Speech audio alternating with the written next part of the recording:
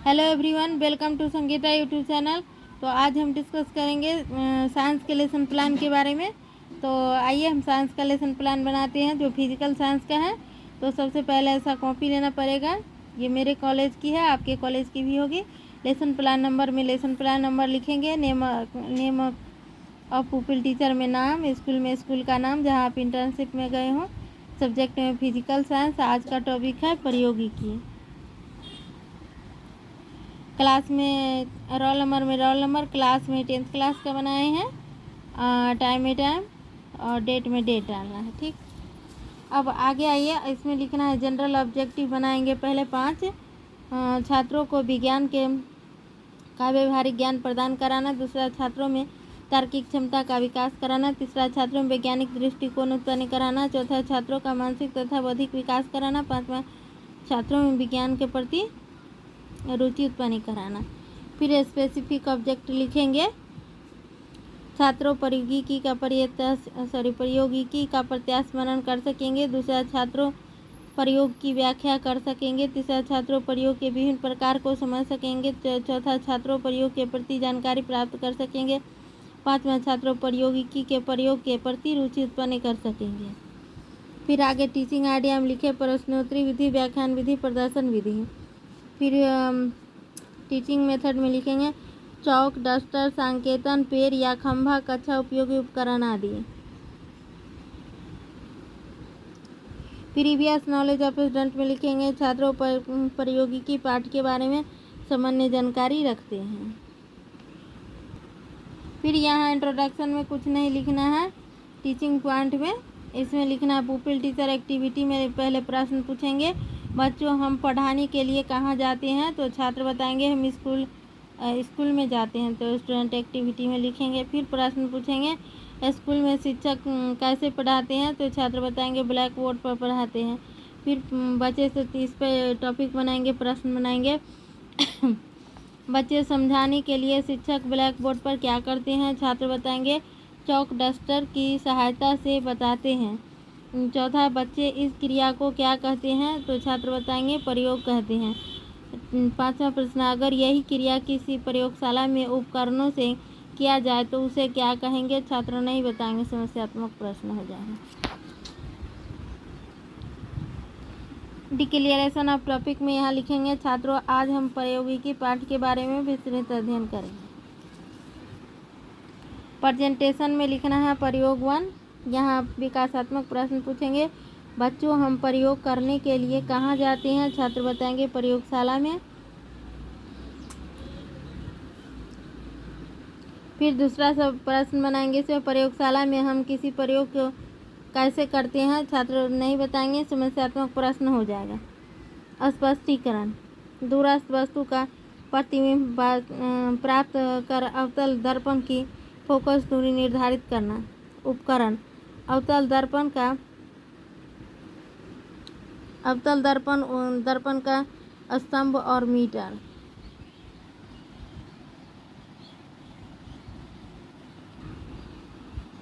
फिर यहाँ से स्नेल लिखेंगे स्केल। फिर यहाँ उपकरण का वर्णन, अवतल दर्पण होता है। अवतल दर्पण यह खोखले गोले का एक भाग रहता है जिसकी उत्तल सतह रहती है। अवतल दर्पण के बीचों बीच वाले बिंदु को उसको ध्रुव कहते हैं और गोले के केंद्र को उसका सेंट्रल ऑफ कर्व ध्रुव और वक्रता केंद्र को मिलाने वाली सरल रेखा को उसका प्रिंसिपल एक्सिस कहते हैं। अवतल दर्पण की फोकस दूरी f, वक्रता त्रिज्या r की आधी होती है, अर्थात f=r/2। फिर यहाँ सिद्धांत देंगे, डिस्टेंस वस्तु को अनंत पर स्थित माना जा सकता है जिससे आती प्रकाश की किरणें को एक दूसरे की समांतर किरणें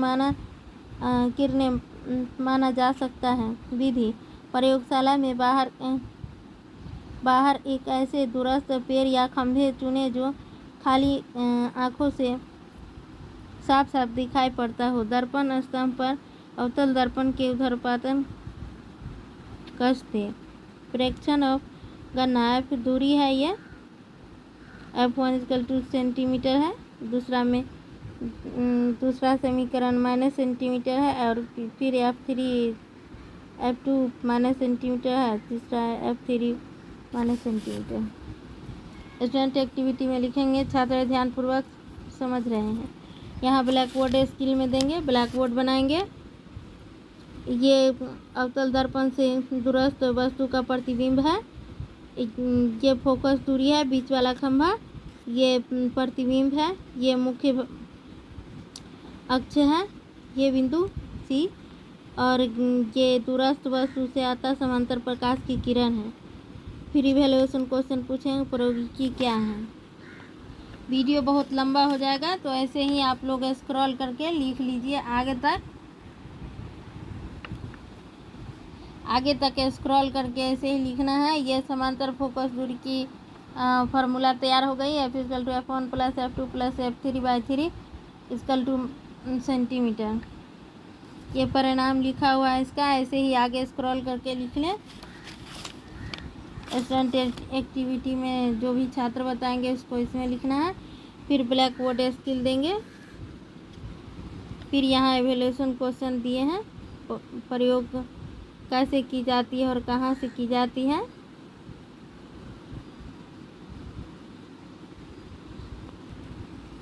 फिर यहाँ रिकैप्चुलेशन प्रश्न देंगे, प्रकाश के परावर्तन से आप क्या समझते हैं। दूसरा प्रश्न, उत्तल दर्पण में कैसा प्रतिबिंब बनता है। तीसरा, गोलीय दर्पण की फोकस तल का क्या अर्थ है। चौथा, क्या आप कोई परिशुद्धि विधि जानते हैं। होम असाइनमेंट, गोलीय दर्पण की फोकस दूरी F और वक्रता त्रिज्या R के बीच का संबंध ज्ञात कीजिए। यहाँ आपके पुपिल टीचर एक्टिविटी में अपना नाम लिखना है। Thanks for watching video. आप लोग ज़्यादा से ज़्यादा वीडियो को लाइक, शेयर और चैनल को सब्सक्राइब कीजिए। और इससे भी अच्छा बताइए किस टॉपिक का लेसन प्लान चाहिए, तो हम लेके आएंगे, क्योंकि ये आपका B.Ed सेकेंड ईयर में लेसन प्लान बहुत आवश्यक है।